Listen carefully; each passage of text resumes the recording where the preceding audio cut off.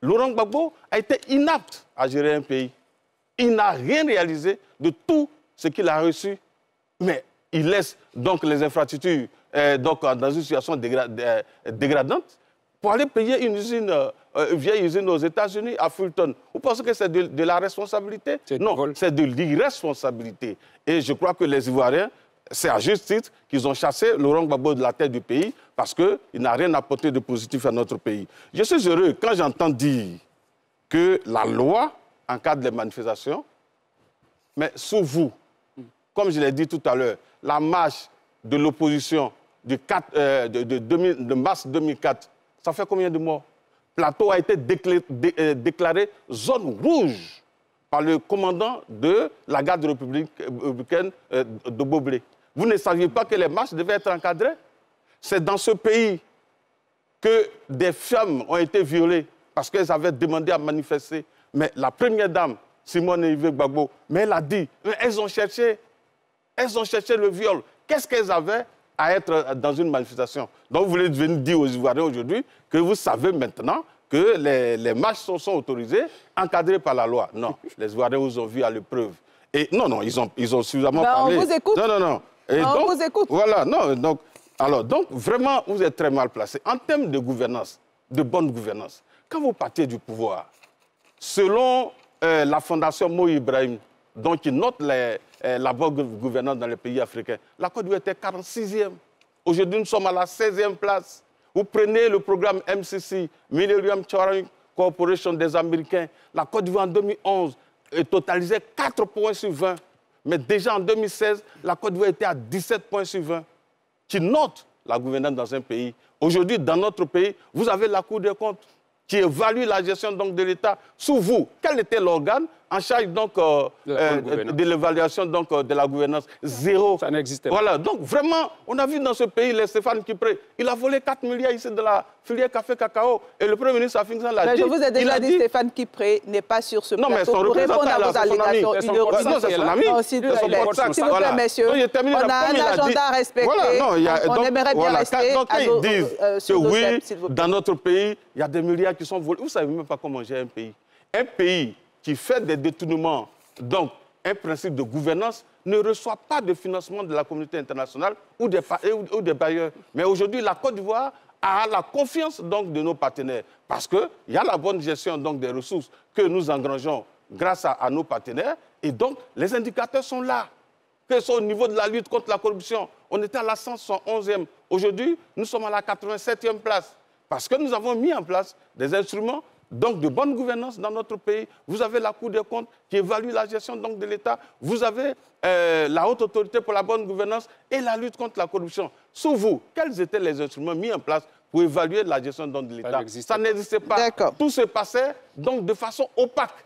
Donc, on ne peut pas donner donc, de leçons à la gouvernance du président Alassane Ouattara. Dernier mot que j'ai entendu de la part de mon adversaire du jour en face portait sur Stéphane Kipré. Je le répète, c'est-à-dire, même dans l'opposition, on vit. Dans l'opposition, on vit.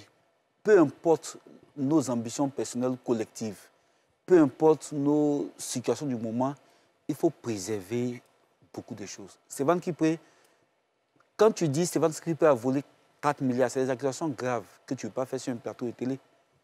Parce qu'il n'y a aucun procès qui a été fait à son encontre qui a conclu en ce qu'il ait volé 4 milliards dans la filière café-cacao. C'est de la diffamation.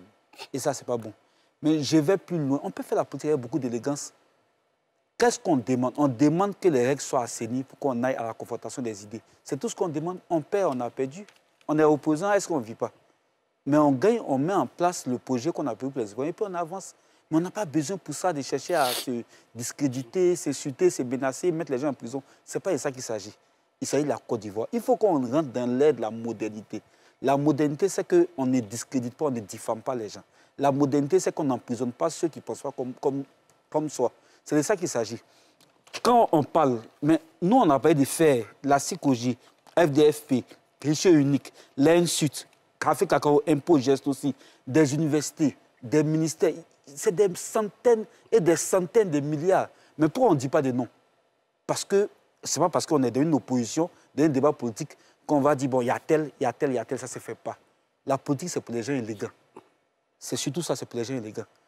Donc, on dit, Gbagbo Laurent n'a rien fait, il n'a pas eu des murs, il n'a pas eu des briques. J'ai dit, on va refaire le bilan.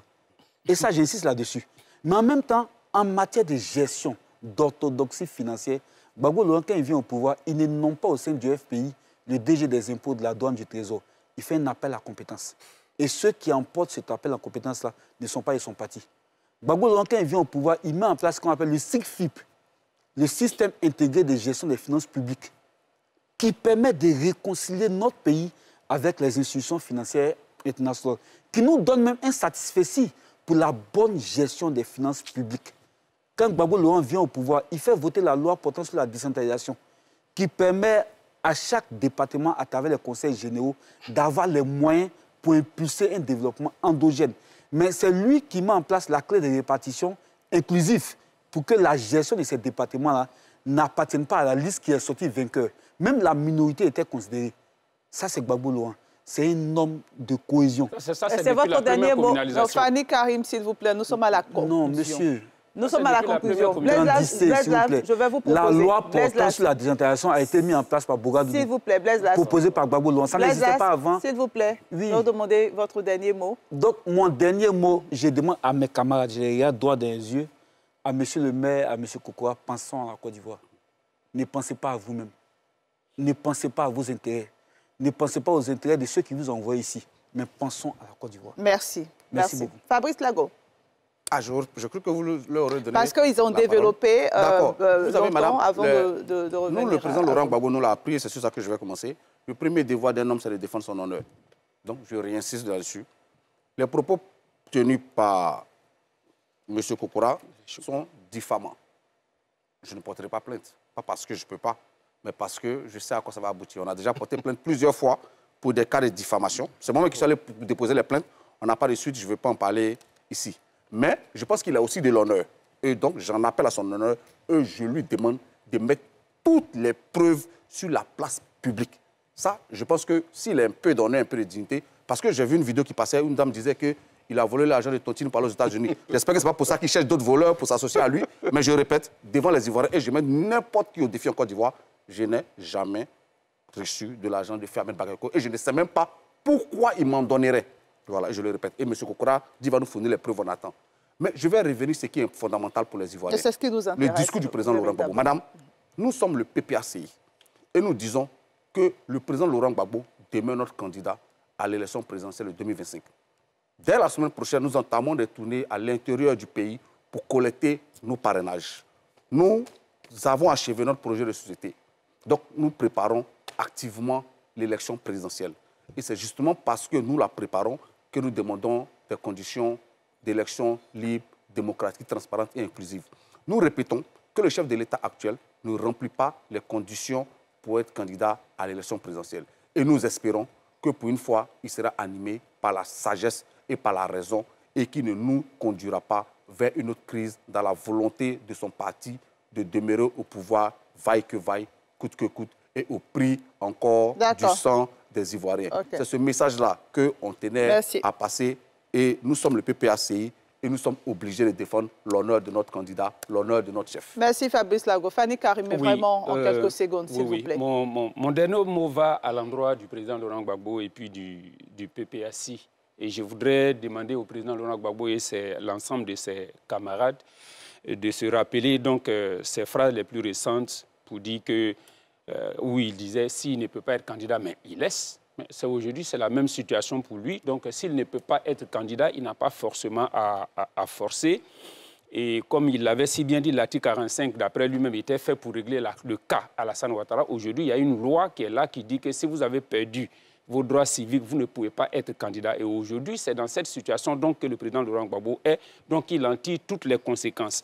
Parce que l'inclusivité des élections dont on parle, il ne s'agit pas des personnes. L'inclusivité ne veut pas dire que tout le monde doit être ou peut être candidat. L'inclusivité, c'est la possibilité de donner donc à l'ensemble des entités politiques, au moins dans un pays, de pouvoir candidater et tous les citoyens qui remplissent les conditions d'éligibilité. Merci. Non.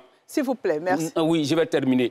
Donc aujourd'hui, si ces élections ne vont pas être inclusives et que l'opposition croit qu'elle a été exclue, c'est ceux qui sont à la tête de ces partis et qui savent qu'ils ne sont pas éligibles, ne peuvent pas être candidats et qui maintiennent les partis dans cette situation, c'est ceux-là qui seront en train de lutter contre l'inclusion. Alors, rapidement, je voudrais... très rapidement. Rapidement, je voudrais dire à M. Blaise Lasme de ne pas avoir l'indignation sélective quand il parle de diffamation, d'affirmation gratuite. Il dit qu'on ne va pas refaire le débat, s'il vous plaît. On est à la conclusion.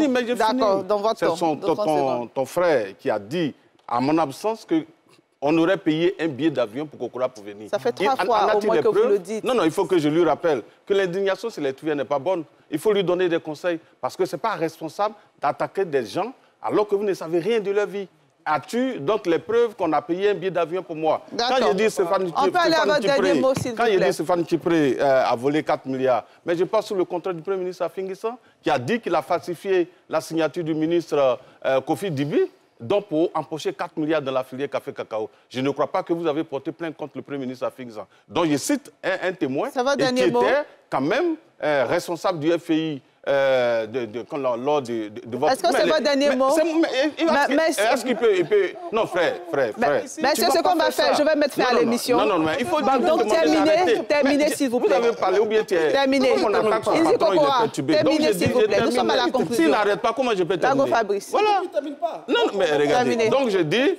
Ce que j'ai dit, c'est avec des preuves. Vous n'allez pas reprendre, s'il vous plaît. Donc, ne reprenez pas. Quoi? Donc, ils sont en train de terminer. Donc, terminez. Sans reprendre vos propos, s'il vous plaît. Je ne reprends pas mes propos, mais j'ai dit, ce que j'ai dit, ce n'est pas de la diffamation. Fabrice Lago, tu recevais 3 000 € de la part du... D'accord, merci beaucoup.